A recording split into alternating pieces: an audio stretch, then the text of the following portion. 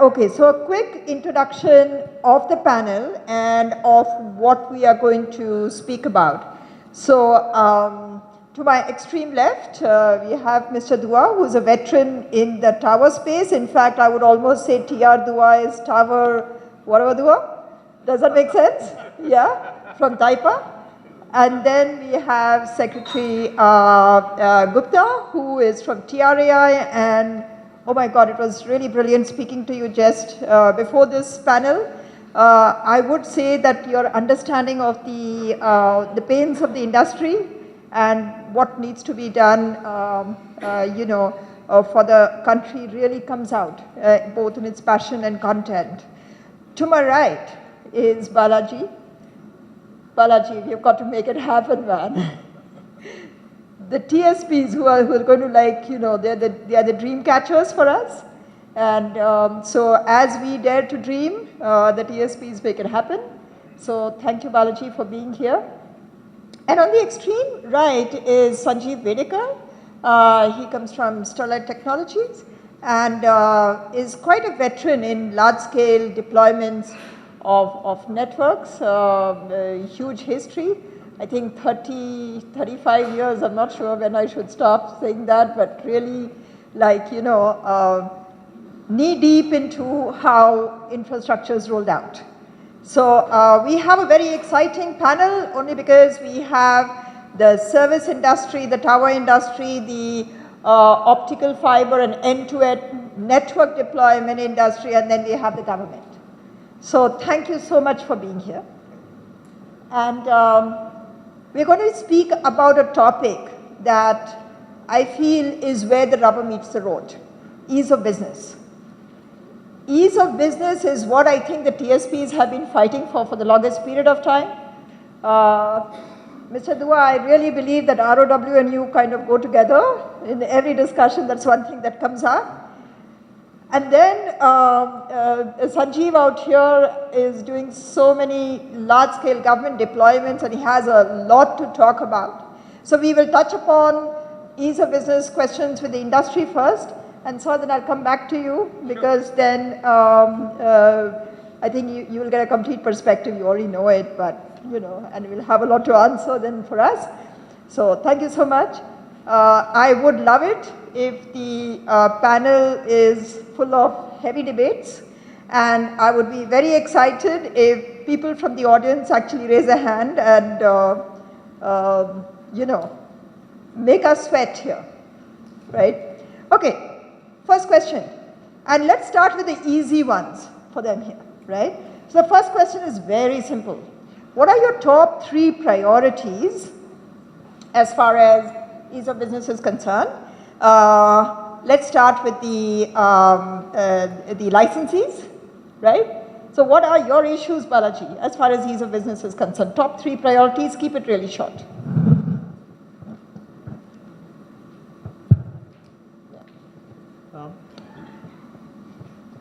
I guess since the focus is on ease of business, so I'll stay away from the financial aspects of things for the moment.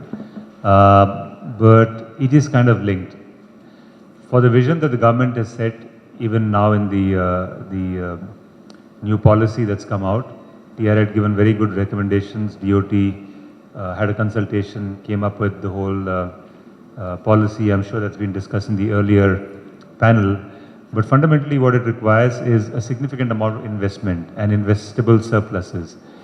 And one way that you can deal with it is by focusing not just on ease of business, but also on cost of business and also speed. So all of these elements are equally important. And therefore, if I were to focus on a couple of important ones in this context, number one is the thing that bothers us most these days is backhaul and right of way. That goes without saying as the number one priority. So the government has done the first step in terms of having a notified Gazette notification that came up in September 2016. And my view is that if we have audacious target to get to 50% of households by 2022 with fixed broadband and 65% of unique customers by that time frame, then it's extremely important that we have a target that says that every state, whether it's local administration or any state, needs to have an aligned policy which is low cost, time bound, and driven by, how do I say, quick approvals that is set into place, and that should be in place no more than 6 months from today. So why can't we get into the new year with a situation where every state, every local administration is fully aligned to the national policy, which basically says telecom is an essential service, that you cannot deny right of way, and that you need to do what needs to be done, and it's a transparent process by putting things in the portal and so on. Technology is there, the intent is there, the execution needs to happen. So I think, to me, that would be the one big one. And the other one related to this is to say that these are all cross-industry kind of initiatives. There's only so much that tower sector can do, or operators can do, or technology people like Sterlite can do. The rest needs to be done in terms of enabling policies. So if there is a building code that needs to have specific guidelines and notifications introduced, then it should happen in the next 3 months. If there's something that's got to happen on in-building, which makes it mandatory for RWAs not to come in the way of connectivity, then it needs to happen. So all of these things which are enabling provisions need to happen in a time-bound manner. Otherwise, we'll just be talking and not getting to execution. So I would kind of put these two as the ones that I'll focus on at the moment. So Balaji, what actually stands out as the mother of all priorities is time-bound, right? So 6 months for rollout, 3 months for, what was the 3 months that you mentioned? Any enabling provisions by way of notification should happen in 3 months, and in about 6 months, every state should fall in line with saying, yes, I do have a policy that absolutely supports a national priority. And that makes sense, because if we have an aggressive target, I think, having an aggressive deadline as far as ROW is concerned makes sense. I agree. Mr. Dua. Good afternoon, everybody. I think it's a very apt subject and a theme which has been chosen. Let me just mention that, needless to mention, that the critical infrastructure is the bedrock for all these. What we have been talking is that today we are talking moving from 2G, 3G, 4G, 5G, IoT, M2M, artificial intelligence, whatever you want to say, but the bottom of the whole thing is the infrastructure. So the theme which is there, are we ready? I would say no, not yet ready. So therefore, as you rightly said, we have to have a priority for the infrastructure, which is the key enabler for this structure. You asked me for 3 important issues, but I can list out a number of them. But let me keep it to 3. Yeah. let me just quickly say, one is a non-discriminatory access to the various things that, like the right of way availability, the reinstatement of the fiber which is there, whether it is a IP or it is terrestrial, that should be non-discriminatory access. Number 2, it should be a single window clearance, which is very important. You move from pillar to post.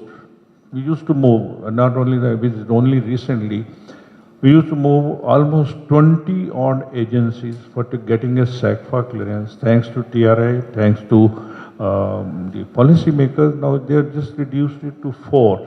Even still further, they need to reduce it to single window clearance, which some of the states, I would say, I think these are the benchmark states, some of the states have already done it. Haryana is the best example to it. Assam has followed this. And they have also created a portal to have that system on a single window. The third one is the states must be aligned in terms of all policies which are given or which are formulated by the center, which is very important, because states should not think that is a maximization of the revenue that we're thinking of. States must think that what is the benefit that I get.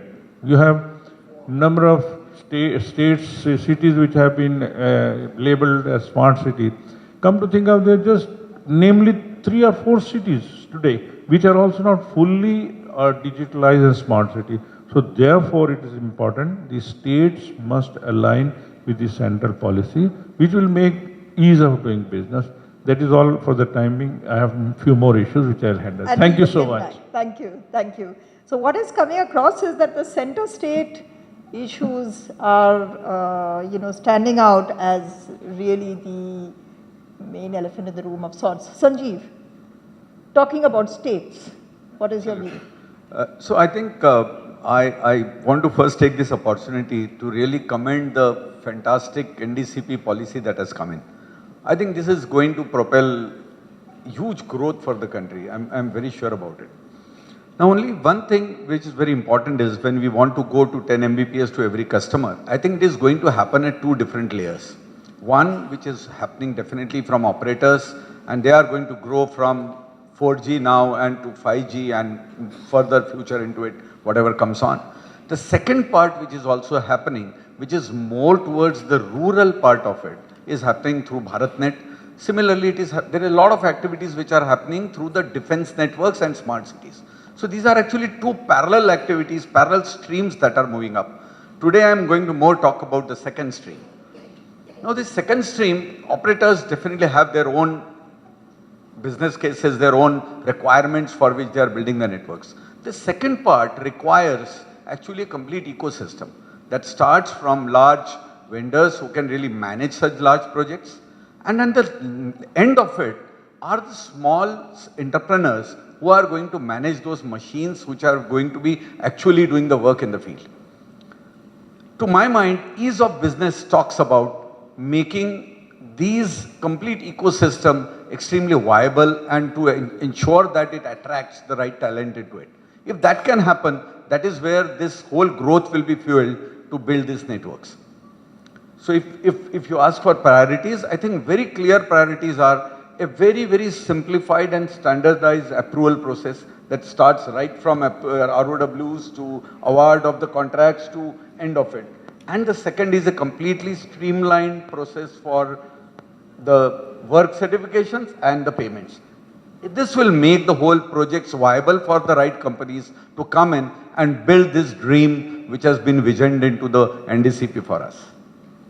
Yeah, thanks. So you're saying that, the government is deploying a significant amount of, large-scale networks. So the whole ease of business area for you largely revolves from the very start of bid to RFP to the end, and, just reduce the number of approvals and handle payments better, right? I mean, net, that's what stands out as far as the government. And fabulous. So that's why, Sir, coming to you. Now you've heard a lot of things, time-bound, center state, and then there is this whole huge issue as far as government deployments are concerned. See, I look the whole situation very differently. First of all, we are very much in habit of being follower. I want to be leader, not the followers. And therefore, we set the high targets. It's not right to just be following something that this is to be done and that thing. No, be leaders, number one. Number second is clearly define who are the stakeholders. Unfortunately, we still put ourselves in the shoes as if we are the seeker of the permission and we are the person who are providing a broadband services, and that is we are going to be gainful and all these things. This is the biggest problem as of today. That others or state governments and people feel like the telecom service providers are the biggest gainer, they are the milking cows, and therefore they should be milked to the extent possible, and therefore create a complex situation to give the right of way so that we can get maximum out of them. Sorry, this is not right. The telecom scenario has drastically changed over the year. It is not the year 2000 where provision of the voice services was the only important thing to be done, and that was to communicate between one person to the other person. Today, the telecommunication, particularly broadband, has become a critical infrastructure. You name any particular sector that gets affected by the availability or the non-availability of the broadband. Be it agriculture, be it health, be it finance, be it commerce, be it education, name any, it is there. Therefore, The stakeholders are not only the telecom service providers or for that matter, the infrastructure provider, but the whole government has become a part of the ecosystem. If today broadband will not proliferate to the different corners, not only the service providers and the infrastructure provider will be impacted, but every citizen of the country will be affected. The country itself will be affected. The growth of the country will not come forward if that is not there. Therefore, let us fix the right targets to the right people. State governments are equally important.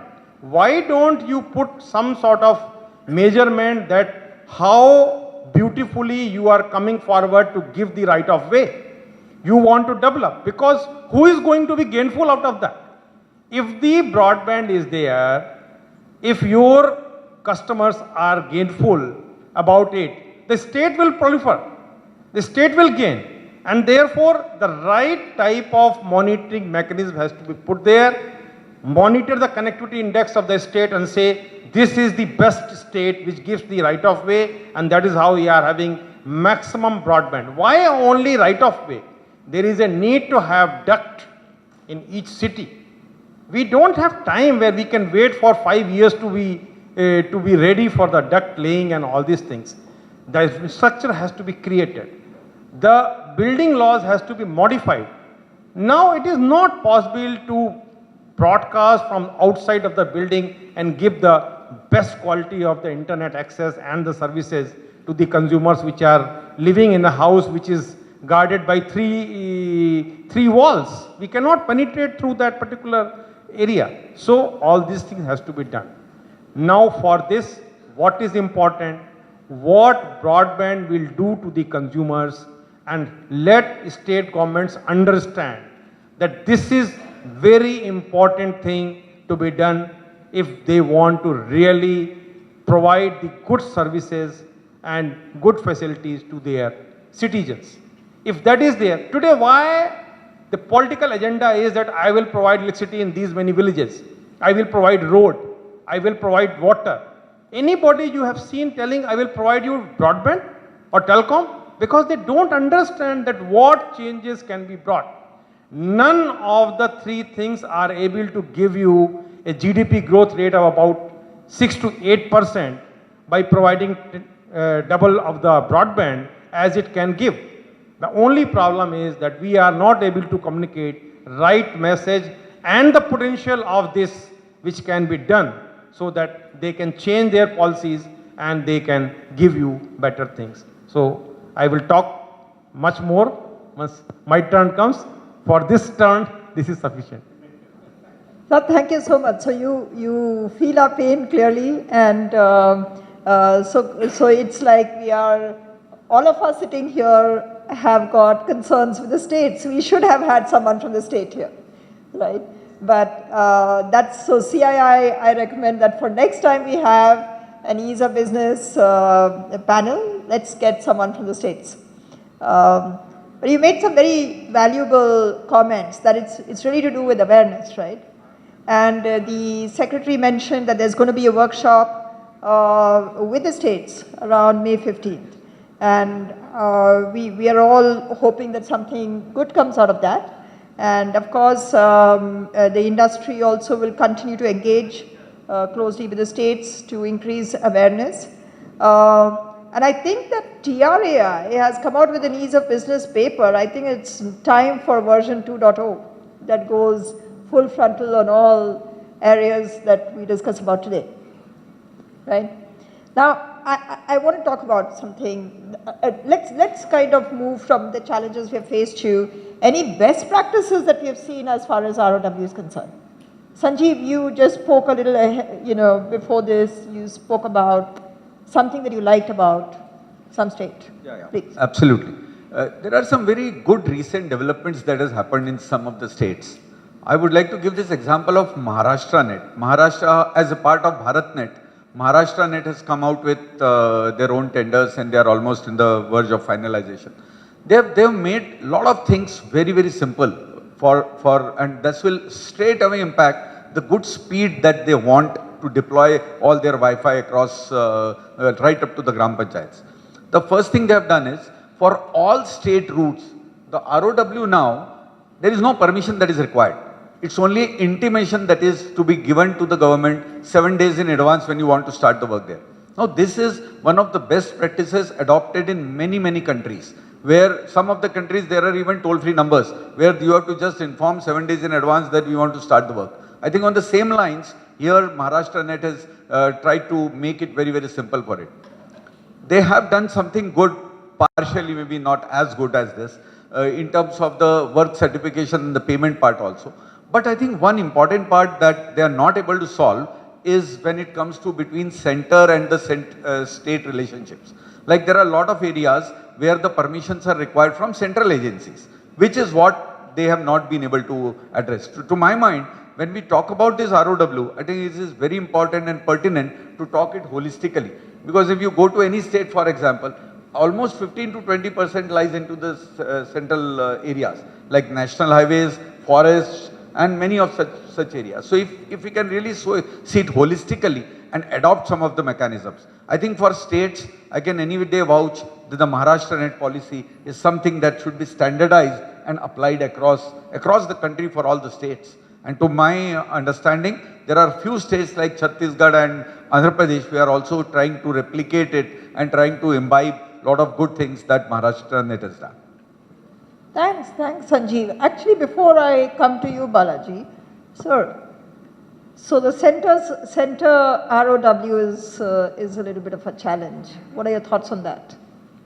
See, there may be large number of challenges here and there, but the fundamental important issue is to identify the challenges and then address them. Large problems which have been faced as of now is to lay the optical fiber in the cities and the urban areas, and therefore state governments plays an important role. However, particularly as he pointed out that if you are going on the highways or you are going through the forest and all these things, there are issues related to that. For that, TRAI has already recommended to the government that a high-powered committee may be formed and they should issue the instructions, and these instructions should be followed. Now, implementing instructions within the central government is much easier because anything can be brought to the Telecom Commission and decision can be taken, and that will be binding on all the central government departments. That is what in ease of doing business we say that all permissions should be online permissions and time frame should be prescribed. Balaji has echoed this particular thing that at least there should be a time frame of 3 months. I say 3 months is even much longer time frame if you are looking into these sort of things. Let it be much smaller one where these permissions can be given and rules are very clear, where no surprises should come. I cannot conceive my project unless I clearly know what are the rules. And if every now and then I am coming with the surprises, then no long-term policy can be drawn. So from that point of view, first of all, let us very clearly know who are the stakeholders, what exactly we want, and thirdly, what has to be done by different stakeholders that should be clearly defined. Unfortunately, today we only recognize one stakeholder and that is the telecom service provider or the infrastructure service provider. No, that is not right. The stakeholder has to be very well defined. Even state government or central government or other agencies are also equal stakeholder which has to play a role. How can you be putting only telecom service provider responsible where things are beyond his control? And that is to be recognized. Everything will come in line if we clearly demarcate the responsibilities, duties of different stakeholders and put the time frame under which they had to function. Thank you. Sir, your thoughts are music to our ears. So, Balaji? I think very rightly said by Mr. Gupta. Just to add one point on Sanjeev's comment earlier, I remember I was in a round table with the CM of Maharashtra, and the one other point that I additionally specifically requested they should do, and he actually put it on the net saying that this is something they would do for all projects, particularly our case was, said give us a nodal officer. When things don't work, we need to go to someone who can actually take the decision and break all the silos. And that was, apart from everything that they said in the policy, a very specific initiative of Maharashtra that I want to call out. There's the other one which I would say, again, when it comes to online applications, something that Mr. Dua talked about, Haryana, the way they've kind of gone about and put the whole thing together. And the same thing is now being done by Orissa and Karnataka.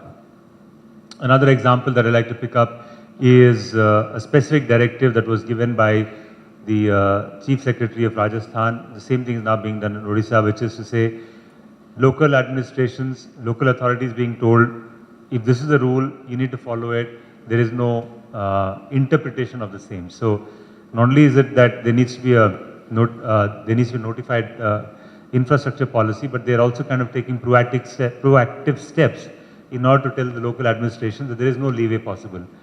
And so it kind of aligns the whole system very quickly in a very quick, in a very effective manner. So I thought I'll just mention a few of these. Very important. You know, I hope ENY is actually capturing a couple of these, and you know, if there is a paper that comes out after this for the secretary and for the ministry, it would be brilliant. Mr. Dua. Thanks, Swati. I think what friend Gupta ji said, that it's important that each one of the stakeholders play a very key important role. Now you were asking that, you know, today we have 29 states, and out of which barely 7 states are, I would say, they're not fully aligned, but still 95% aligned. Now, some of the things which they have done is a nice one. You know, I'll tell you, they have created a monitoring, you know, mechanism. Some of these secretary ITs and secretary OTT, they have created a monthly, monitoring mechanism through a video conference with all the commissioners and the deputy commissioners to ensure that how many applications were forwarded, how many are pending, and why they are pending. You know, this is one thing which is, I mean, really encouraging. Giving example, Haryana, Odisha is going to follow the same thing. Assam is where we as TAIPA have been told to create a portal for all these states, which we have done for Haryana in any case. Then comes creation of another state telecom committee, a district level telecom committee, which is another one if you have any other issue which are pending to do that. That's two, three things which are very important. Mahanat is a great example. If you like, 29,000 gram panchayat to be digitally connected with a free right of way available. I think this is a great thing what they have done. These are some of the things which they need, each state has to follow on that. Thank you so much. Yeah, so, yeah, please. No, I fully agree. You know, I have discussions with many senior officers and dignitaries of the different state on this particular issue. Appreciation at the highest level as to what can be done in their state is low. Let us be very honest with that. And therefore, if telecom service providers can make some model villages or can project that what all can happen if they are providing right of way and the proliferation of the broadband is very high in their state, I think that will be very good thing. At least 3-4 important model villages with the use cases if they can be shown. And if we can go to the highest dignities of the state and say, sir, if you like to come and visit this particular village, that how the life of the people have been changed by this, they will be really, really admiring your efforts, and then their attitude towards whole problem will be drastically different than what is today. My request would be that if this can be considered, it will be one of the game changers. Thank you.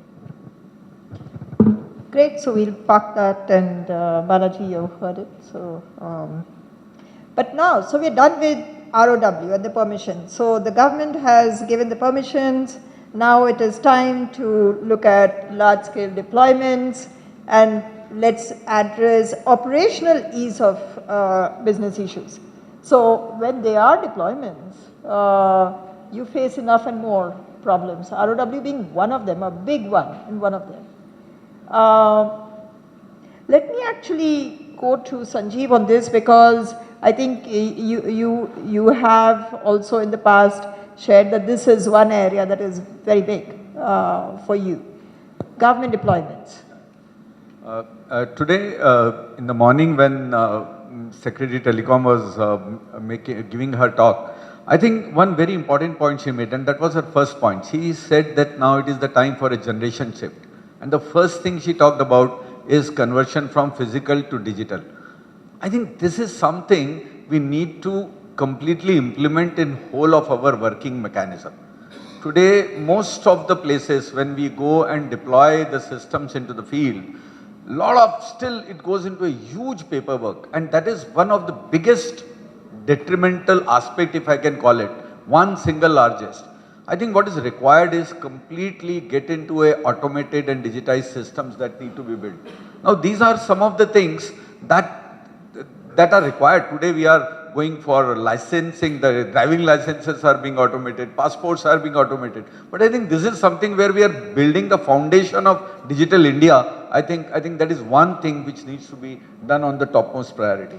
And this will have to come from a common nodal agency or some department from government who will be able to then completely do it end to end. Whether it starts from the application of permission, making the necessary payments, or then delivering whatever projects are being delivered, the complete end-to-end system needs to be automized and standardized. I think this is one very important activity that is to be done.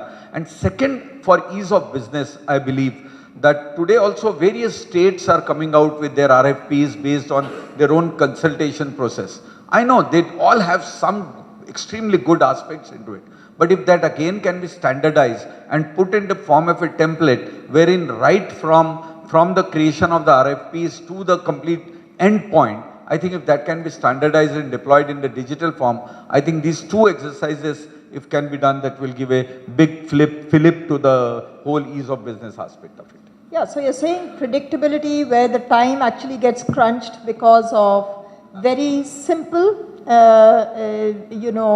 format changes or very simple structural moves that will bring this together. So your thoughts on this, because you said government is a stakeholder, and if the government is a stakeholder and they are putting out such large deployments, then I think this is something that is a valid point. But your thoughts? Yeah, once right away is there and therefore network have been laid out. The second most important thing which comes to my mind is that sharing of the infrastructure. And there should be a very clear-cut framework under which infrastructure can be shared. Today we are putting a lot of conditions that active cannot be shared, passive cannot be shared, infrastructure provider cannot lay the optical fiber or something like that. No, all these things has to be done away with. Because you create too many people who can create the infrastructure, either it's a duct provider, it's infrastructure provider, it's optical fiber provider and all these things. And then a very simple mechanism to use this infrastructure by the people who really want to provide the services. Now we are having BharatNet network where we have laid a lot of optical fiber cable. But are we able to really encourage its utilization? That's the question. If we have laid a very, very important infrastructure, but we are not able to encourage its utilization, I think the money we have put in is not being effectively utilized to provide the services which we envisage for the people of the country. And therefore, we must have a very clear-cut framework that, okay, bandwidth is required, you will get the bandwidth. In fact, I am going to the extent of telling that let there be a policy that having broadband is my fundamental right. And I will get this particular speed of broadband as and where I want to have it. And for that particular thing, what all needs to be done, it should be done. Once sharing is there, then there is an important issue is that quality of service. Somebody has to ensure the quality of service. Then there has to be certain agreements where quality of service will be there. There should be somebody who should encourage utilization of such infrastructure. And therefore, we had to move from step to step so that not only creation of the infrastructure can be ensured, but utilization of infrastructure, giving good quality of service can be there. so that every effort which has been made to provide end-to-end service to the consumer actually reaches to the consumer. Content provision and all these things are not very important at this point of time. Reason being is, as soon as you create the infrastructure, content will automatically be created, because there are so many other people who are just eagerly waiting that let infrastructure be there so that we can provide the content. Thank you. So I agree with you, sir, but you didn't answer my question. No. The question is, what he spoke of is that you said government is a stakeholder. Yeah. He said there are some serious ease of business issues, and just like, crunching the time, maybe temporization, standardization. Sanjeev had some views around how we can. I actually avoided to comment on the tendering process and all these things, because what I personally feel is that is a very specific areas by which work has been allocated and all these things. It is not necessary. See, fundamental thing is that there may not be necessity to create the silos of the networks to provide these services by giving different tenders and all these things. Fundamentally, if the state governments, or for that purpose anybody can be told that there are networks available, on this particular network you can have your own silos to function, then they will be very happy, because there is no need to go for creation of such silos to work for and give these sort of things. Because now in the internet world, any closed user group can be created on the existing networks. So, but then since I am not fully aware about that what type of tender he is talking about and what actually is the nitty-gritty of that, it will not be right on my part to comment on that. But what I will like to tell is that there is a large requirement to educate the people that anything, including all security issues, can be provided on the existing network, and there is no need to have separate silos of the network to provide the services to different people. Thank you. That's a very fair point, sir, and I agree with you that, and I think, Sanjeev, on second thoughts, you should actually meet up later and figure out how this works. But I think what he's talking about is exactly the same Yeah. thing. Instead of silos, there should be some proper mechanism. Yeah. So more transparency and more. Now, Mr. Dua. Yeah. Questions are coming? Yeah, I think. Okay. So I'll tell you what. Let me finish this. Just two more people, and then I'll come for questions. I see. Good. Yeah. Thank you for asking the questions. But Mr. Dua, 1 minute. You are the. I mean, India is known for sharing. Sir spoke about sharing, right? We are known to be the first in the world to move into sharing of infrastructure. Your thoughts, because you have been a bit of an architect in that also. Thank you very much, Swati. I think I take it forward from where Mr. Gupta said you don't need to create silos for this. I think this model, pre-2008, this model, sharing model did not exist. It was only being done on a barter basis, that I will do it here and you will do there. Post 2008, this model was created, which has, I think, stood the test of the time. Let me tell you, today, we are the first one, this country is the first one who adopted this model, and till date, there are only few countries who have done it. Give you example, China, who has 3 infrastructure providers, and they have 19 lakhs, 1.9 million towers, and the sharing is just started about a year back, which is 600,000 towers are only being shared. Coming back to India, we have less than 500,000 towers, and we have 19 lakhs BTSs sitting over it. It is the other way around. This is a model which is being replicated world over, and it has become a Harvard School case study, which I was going through. This was study which was given. Therefore, sharing has many advantages. You can aesthetically, you get advantage. Capex is less. Time to go to market is reduced. Other synergies are also improved. You see, because today, tenancy ratio which we have is close to 2.3. Imagine if this was not there, instead of 19 lakh BTSs, there would have been 19 lakhs tower in this country. Whereas now you have got just 4,70,000 towers. That is the kind of, concept which has been created. Thank you so much. So, Mr. Dua, you should have IP'd this. You should have patented this. The process should have been patented. We would have been a very rich country by now. Thank you so much. So a question there. Lots of questions. Okay. Yeah, please, sir. But you have a... Keep it short. 30 seconds only. I want to make my village a model village. My problem is that BharatNet has reached my village bus stand for about 10 months ago. But last mile connectivity to schools, we have 11 schools in our village. So last mile connectivity to schools is not being provided. Will you kindly help me, sir, Mr. Gupta? In case I give you my email ID and village also, name of the village. I can only help to the extent that I will pass on to the right person to do the needful. Thank you, sir. Thank you. Thank you, sir. Thank you. So I'll tell you what, in the interest of time, Shall I answer this let- question? You want to answer? No, wait. In the interest of time, let's just take the questions. We'll take both the questions and then if it is similar, then we can answer it. Is that fair? Yeah. Hello, I am Ravinder Singh. I am technology expert. In last 2 years, data consumption has gone up by 20 times, maybe more. But the question is quality of service, its impact is not there. For example, we have 300 million such kind of phones, when some accident happens, some rape happens, for hours, for days, people don't have access. People can't even make a complaint. So use of this technology, use of data is not going anywhere. Even when we are installing CCTV cameras, today, data rate is almost zero. But still, our police and our departments, they are not, utilizing these CCTV cameras, So even after investing so much money. Sir, why can't you make a study of, data use and how to, improve public services?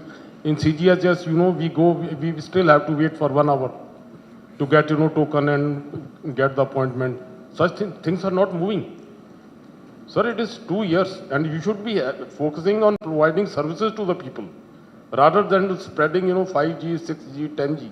Sir, what's your question? Sir, my question is, we should be providing, making broadband more usable to the people, more usable to the society, more usable to the economy. Sir, we have already assumed that, our GDP will go up 4%, 5% by use of Okay, broadband, so- but nothing is happening. Can I summarize your question Thank you. to talk about quality of service, right? What's the next one? I just want to know the take of all the panelists. 3 points, and I'm Ashutosh, and I'm a doctoral scholar on Make in India, and I have written certain papers also. 3 things. One is the single window concept, which is coming up indirectly in this discussion. Second is quality of service. That means Digital India, all pillars are not in place yet. And third is again the digital literacy. So what is the take of the panelist on this? Because that would take us on the right direction, because rather than to jumble up the things, I think so that would want to take the things on these 3 things: quality of service because of data center and all. Second is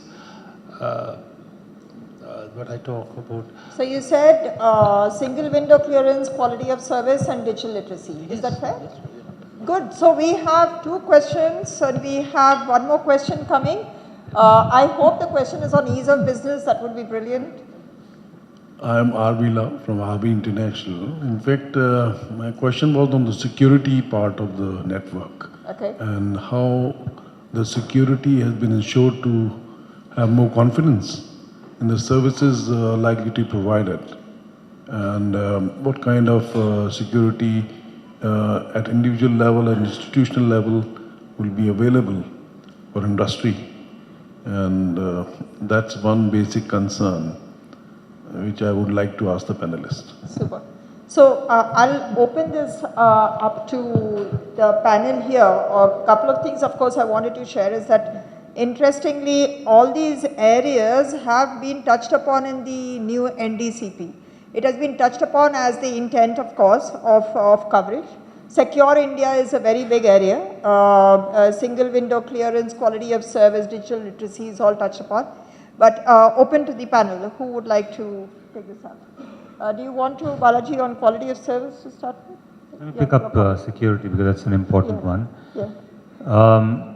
Highest focus, IT, tools, automated mechanisms, processes, driving security into every employee of ours to be security conscious.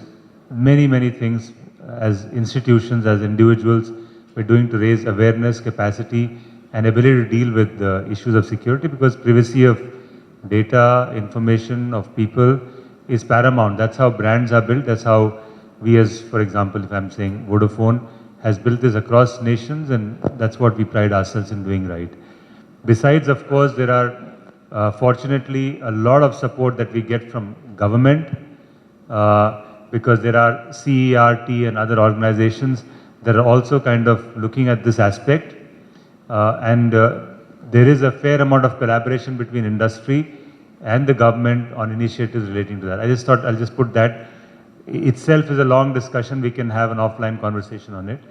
I'll just leave it there. Get on to things on a single window has been touched upon before, but he wanted specifically on QoS.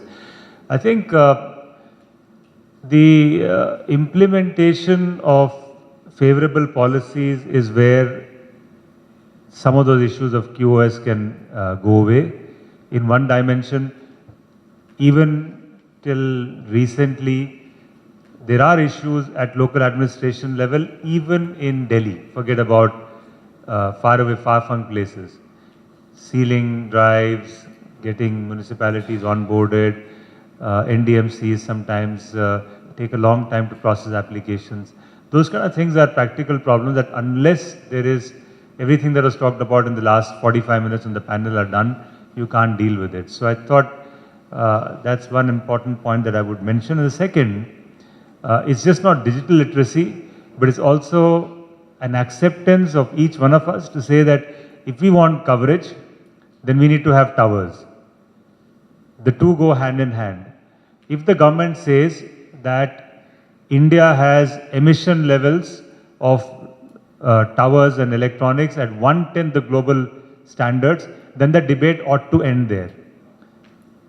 If it doesn't, where if it's individuals or RWAs that come in the way of putting infrastructure, unfortunately, there is nothing that can be done by anybody.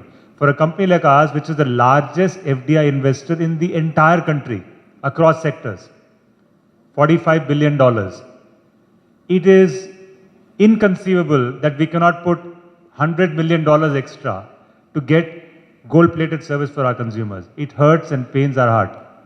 But there's nothing we can do if RWAs and individuals don't stand up for the right cause and say, oh, sorry, we can't allow towers, but we want connectivity.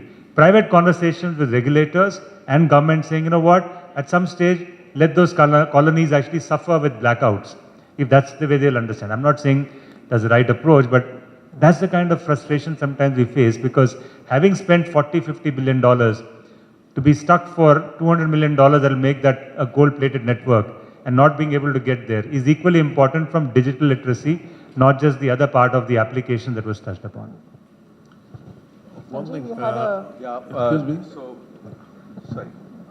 On the security. So Balaji talked about the one part of it, that is what the operators are doing and what they need more to do. I think there is another part which is now picking up slowly in terms of the BharatNet and the rest of the part. I can assure you here the new, because definitely these are very recent developments. Whole network build has been now given as an integrated approach. That is definitely going to give a very clear benefit to the end consumer, because now the person who is deploying it, designing it, is also going to be responsible for complete of its O&M at least for 10 years. So this is where I think a good policy that has been built and across this is being built, which should give a very clear-cut difference to the customer, especially in the rural areas. One thing on the security, Excuse me. One thing on the security, there should not multiple agencies, dealing with a particular problem on security, and those should be nodal agency defined all across. It's creating problems for various, stakeholders on this. No, actually, coming on the security directly, as you are very concerned about it, and rightly so, security of the telecom networks are of the varied dimensions. The security which is concerned to the user, the security which is concerned to the network service provider, and the security which is concerned to the country as a whole. Because I can tell you that next war, for God forbid, if it will happen on the IT network and not on the other physical networks. Therefore, security is a paramount thing which is required, and I think the time available here is not sufficient to discuss the security parameters of the different levels. Swati has rightly pointed out that the security concern has been given a topmost notch in the national digital policy, and if you go through the paper you will see it that different stakeholders' responsibilities and awareness have been given a very important input in that particular policy. Coming to quality of service, if you look at quality of service is very much related to the expectation. 3 years back, if I used to get some 64 kbps of speed, I was happy, at least I am getting something. Today, if I get 600 kbps of speed, I say, what bloody we are getting is not providing me the required thing. Earlier, we were not getting too many of the so-called videos on my WhatsApp. Today, I get only videos on my WhatsApp and nothing else. Third is, when you are talking about 2G, 3G and 4G, this is primarily a communication channel between your handset and the tower. But please don't forget, only 20% of the sites are having optical fiber connectivity at the backhaul, and others are not. The backhaul infrastructure, what have been provided to the telecom service providers, is capable to carry much lower bandwidth as required to be carried in the new scenario. Now, why I am telling that they should not be totally responsible for everything, but as a collective responsibility we should take up, because we stop them not to get the permission for the right of way. We stop them not to put the towers. We stop them not to put them high speed E-band, V-band backhauls. And then for everything, if we start blaming them, sorry, it will not happen.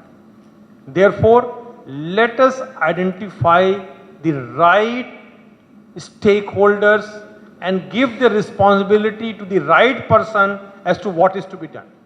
Things will come automatically in shape. But if you feel that only driver is responsible for the delay of the train, sorry. There are many people who are responsible for the delay of the train, and unless you make everybody equally responsible for the delay of the train will never be in time. Thank you very much. I like your whole concept of everyone is a stakeholder and therefore everyone needs to be accountable. So the good thing is that India today has high expectations, and that just shows the kind of confidence that the telecom industry has actually built out. But coming back to ease of business, that's what the panel is all about, right? So we'll do another security panel. So coming back to ease of business. Finally, I mean, if there is one area, and Balaji, you actually started with it, it is to do with financial issues, right? So financial ease of business issues or other, I mean, the industry requires to address this and each one sitting here have a very different perspective to the word financial. So let me start with you, Balaji. What's your thought around this aspect? So since it's probably the last and it's the final question, and then we'll have some fun. I think as all other panelists have said, fantastic policy. Kudos to the government and the regulator for recommending a lot of crucial inputs into this whole thing. And the way every stakeholder actually had many opportunities to input into it and therefore come with a very holistic approach towards it.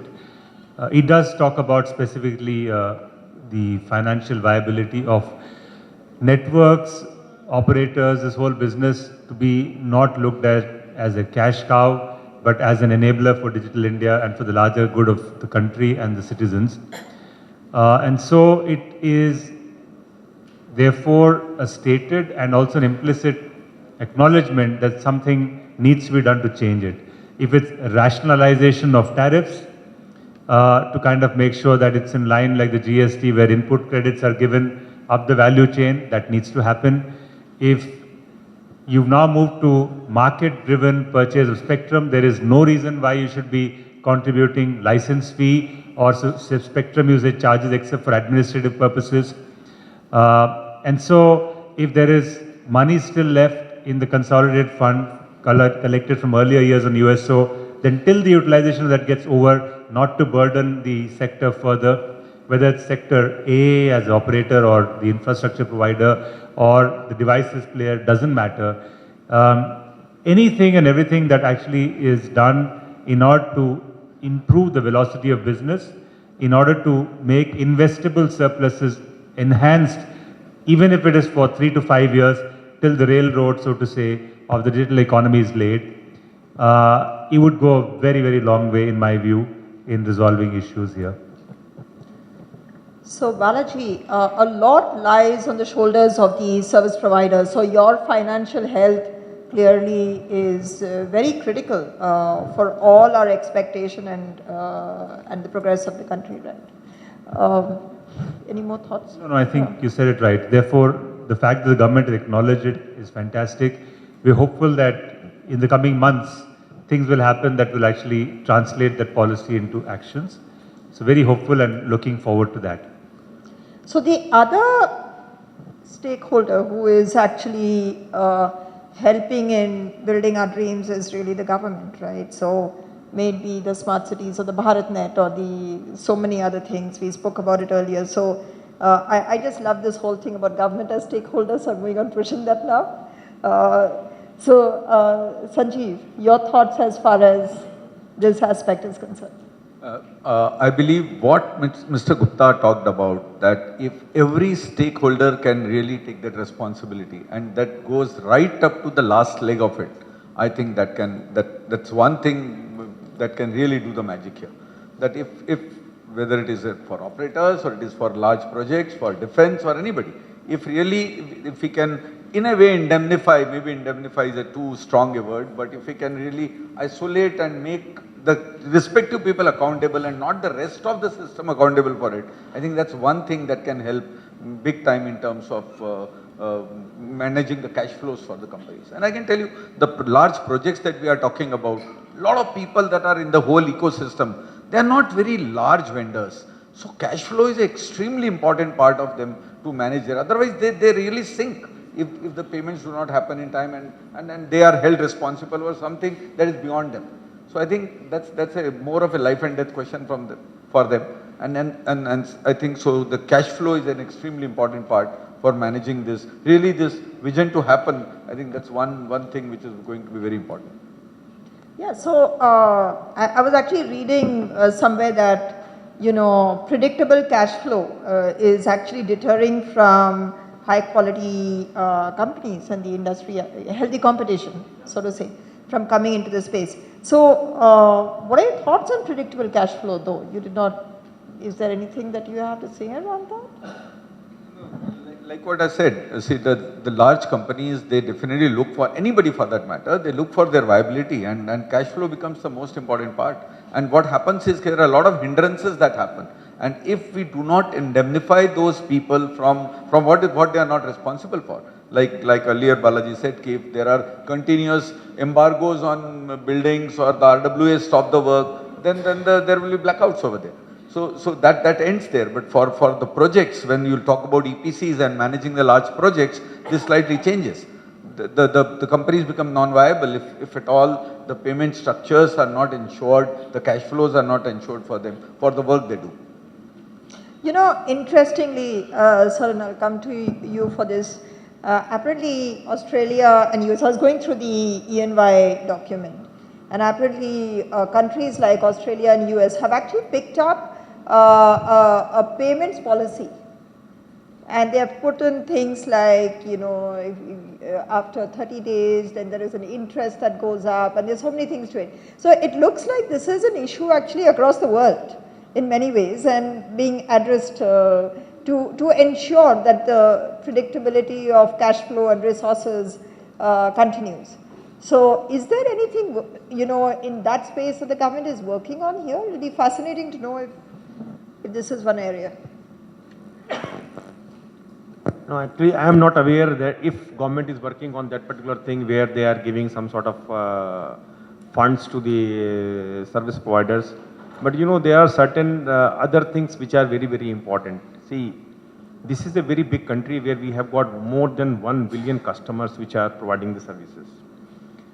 There is no dearth of the money to the consumers to give to the telecom service providers. If we can really identify what is their requirement and we can give them. Secondly, if you are not using the resources effectively, it means that you are actually losing money over there. It may not be necessarily that you are talking about the cash, but you are also talking about the opportunities. The opportunities indirectly are the cash.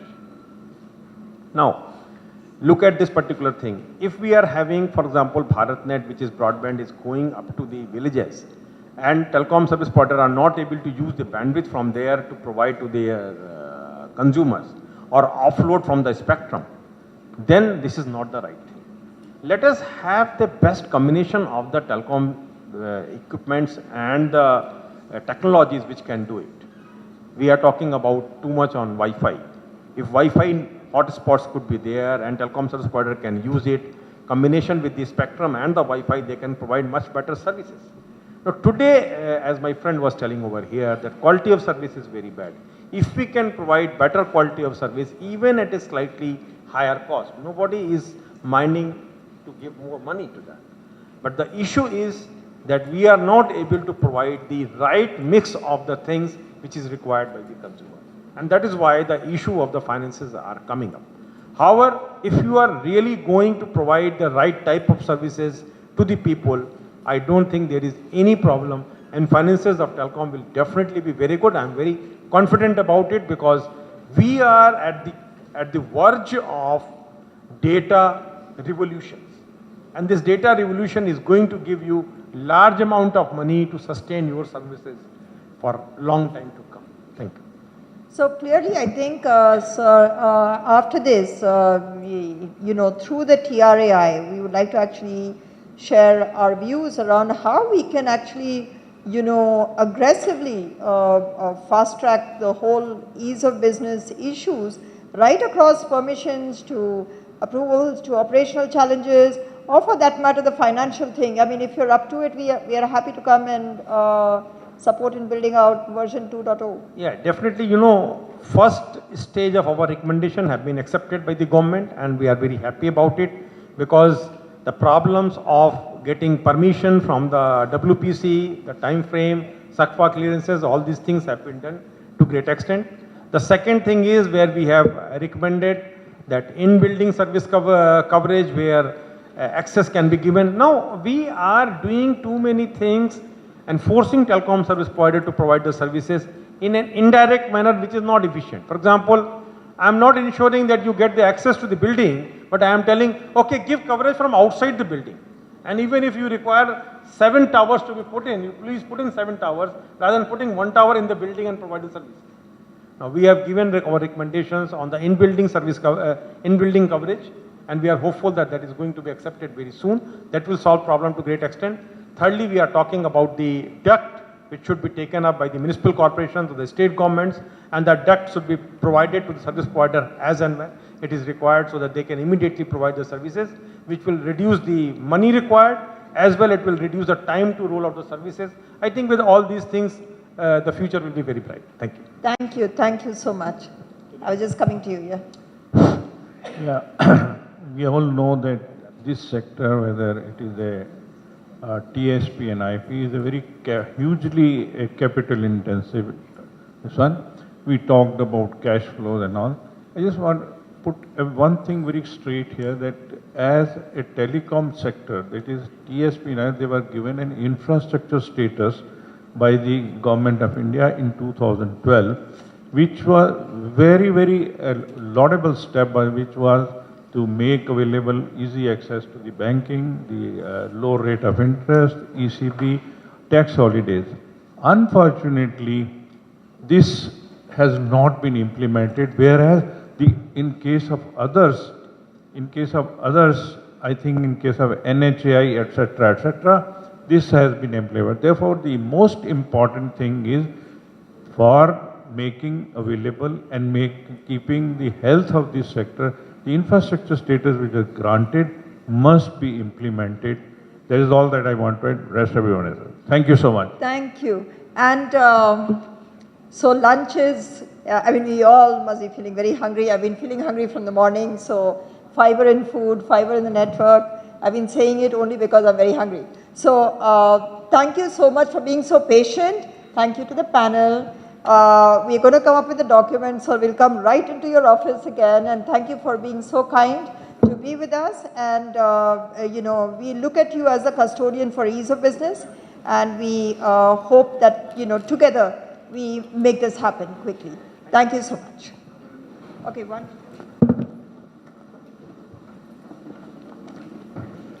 Thank you so much to all the panelists. We will now break for lunch.